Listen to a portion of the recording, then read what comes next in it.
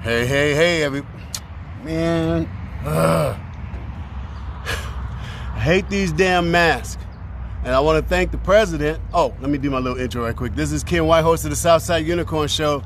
Back again. Hey, y'all, back again. Thank you, President Trump, for taking his mask off on the balcony, for being a beacon of what freedom is supposed to be about. I'm tired of these jabronis, y'all. I wish I could be a little bit, more lighthearted when I do these shows, but the time for that is past, everybody. I'm one of the best party guys you ever want to be with. Trust me, back in the day in Orange County, people used to say, it ain't a party till Kenny shows up. That's true. You can ask some of my friends. But right now, it ain't time to party. Right now, it's time to save our country. Right now, it's time to make some tough decisions. It's that time, y'all. This is a war not of our choosing. We didn't want this. All we wanted was to run our businesses, love our children, worship our God as we saw freely to do it. We wanted to be the greatest nation on earth. That was our mission. And why did we want to be the greatest nation on earth? So that we could help the rest of the earth, not for a selfish reason. That's why the Statue of Liberty is there with the torch in her hand. Give me your sick, your weak, your downtrodden. We are not an evil people. And I'm sick and damn tired of these punk jabronis talking about how bad my country is. You don't like it? Get the hell out before we kick you out. So now here is what I'm here to say. This morning, the stock exchange was 100 points high, 100 points high. And that's despite the coronavirus. That's despite our president contracting the coronavirus. We still was pointing up. And what did the Democrats do? What could the Democrats do? Try to grab him by his ankle, try to grab him by his shoelace, try to choke us out by the neck. Nah, we're not gonna give up that stimulus money. Don't you know we out here dying? Don't you know because of China and the collusion with the Democrats and Biden, we're out here dying. I own my own business since 1991. And I'm barely hanging on by a thread now. I've watched a lot of good people go out. Hell, I might go out myself. It's that real, y'all. That's why sometimes I guess maybe I'm not as glitzy as some of my friends and my contemporaries out there. Because truth be known, I'm not going to stop opening my mouth. I made that promise to God. So every morning I wake up and he fills my lungs with breath. Oh, the Southside Unicorn gonna open his mouth. But you don't need to know all my struggles. And trust me, one day, somebody might illustrate them. And you'll be looking at these videos going, oh yeah, he served and loved a vibrant God because I'm still here. But now today's news of the president stopping all talks with the Democrats and causing the stock exchange to drop. Well, they want to say 300 points, but it went down to 300 negative, so that's really a drop of 400. And this president did that. And the best thing that the Democrats could do is say, oh, he crazy. Oh, he a Nazi. Oh, he this. Oh, he that. Let me, you know me, I'm going to regale you with another one of my life stories because a good friend of mine, Melanie, she said, Kenny, you need to tell people your life stories because they might get something out of it. So I guess when these issues pop up, I can only relate them back to my own life. So here we go. South side of Chicago, because that's where I was born and raised, right? Got into a couple fights, got into a couple scrapes. Hell, I even got picked up by the Chicago PD because I had a scalpel in my pocket. See, my aunt was in the medical field, and she had a couple scalpels laying around the house. I had to grab one of those bad fellas because I knew, I'm walking to Kennedy King College to try to get my education, and I knew some jabroni might try to stop me and do some craziness. Had to have that scalpel. Got into a fight with an El Rukin gang member. He tried to put his hands on me. I'm not that type of guy. I was in the National Honor Society. You know what I'm saying? I told you before, I'm half nerd, half homeboy. But this chick that he was liking called herself liking me. I didn't even know it. I didn't even know she liked me, but he knew it.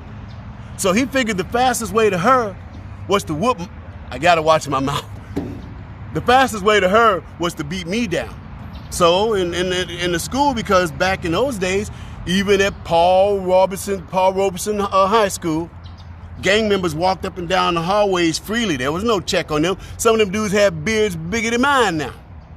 Grown men walking up and down in the high school, selling their yayo and everything else. So he walked up to me and thought he was gonna just beat me down right in front of her, because see, her locker was right next to mine. That fool tried to put his hands on me. I almost beat him to death, y'all. The next thing I know, I got him in a headlock. Here's my locker. Because see, you kids don't know nothing about that. Once upon a time, they used to trust us with lockers and locks and put our own belongings in them, whatever that might be. So I'm straight smashing his head. I'm trying to decapitate the dude. I'm being honest. I'm trying to pop it off, because I hate bullies and I hate punks. I can get along with anybody on this planet, but if you think you Billy Badass, you wake up to Dexter and me. Teachers yelling at me, Kenny! You know, they like, let him go. So I looked up and realized what was going on. I let him go. He falls straight to the ground, just prostrate, just, he was done. But the fight wasn't done. I came out of the school doors, and his homies was right there with him waiting on me. Now, I'm gonna finish that story on another vlog. I'm trying to get somewhere. All of that stuff that I just told you right now, it led me to a decision. At 17 years of age, because see, I was done with high school at 16.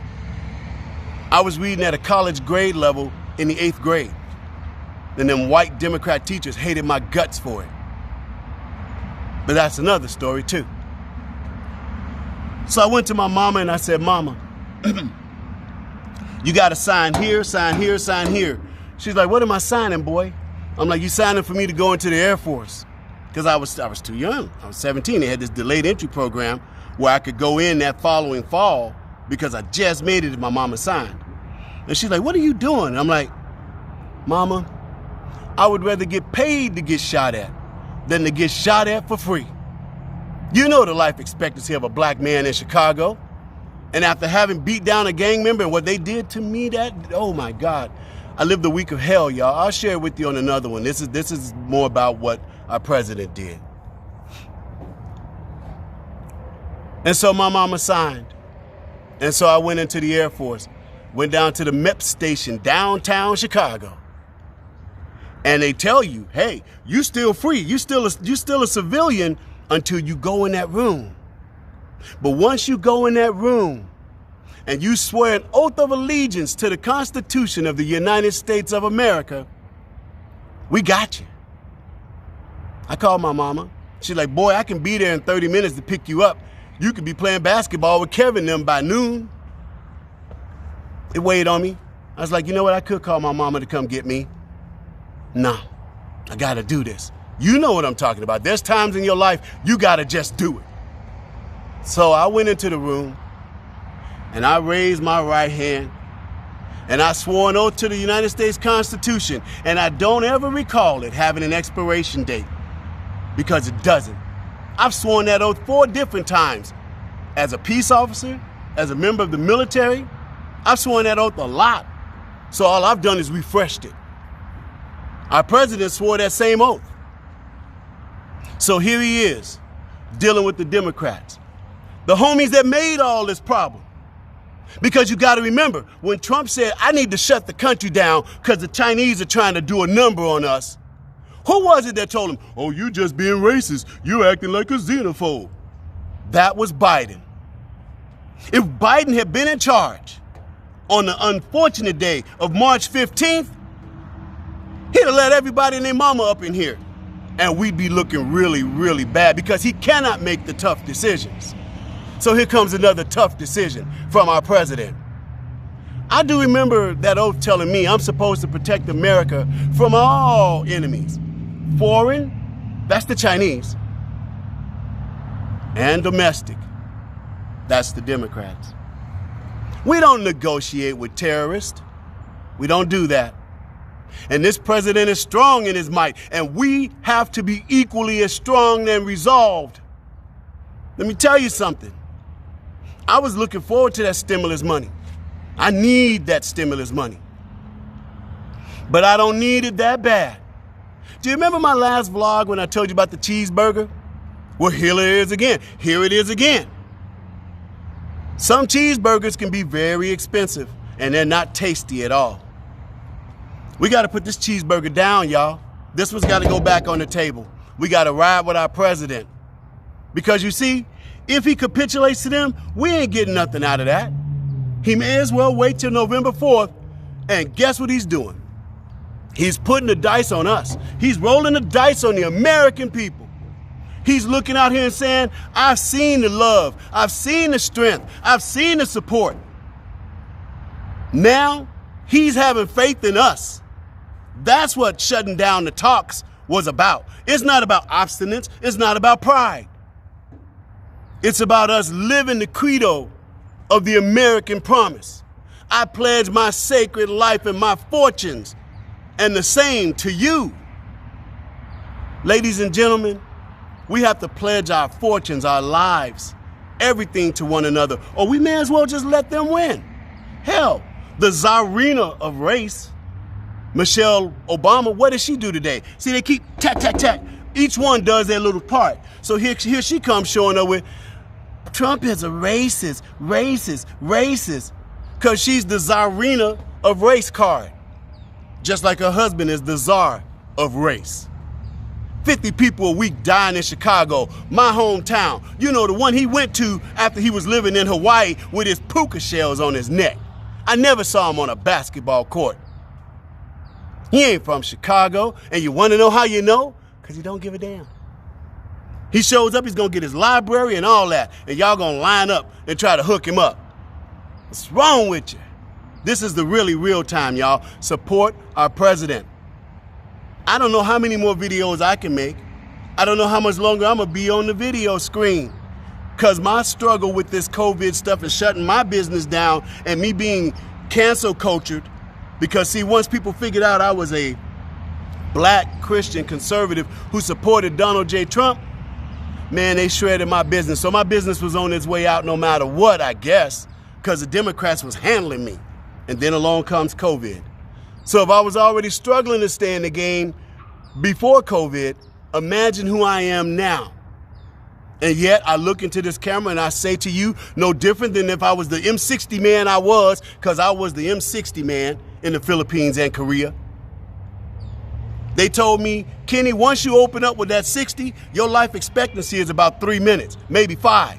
I understood that, and there were 3 times when that got real, when I had to deal with that notion. When the Korean airline got shot down, and it was about to be a hella party. When Ferdinand Marcos was deposed in the Philippines, me and my M60 were trusty. And so now I say to you, fellow Americans, don't be dismayed by what the president did. And I don't know how many of us are going to go out because of the lack of that stimulus money that we all really needed.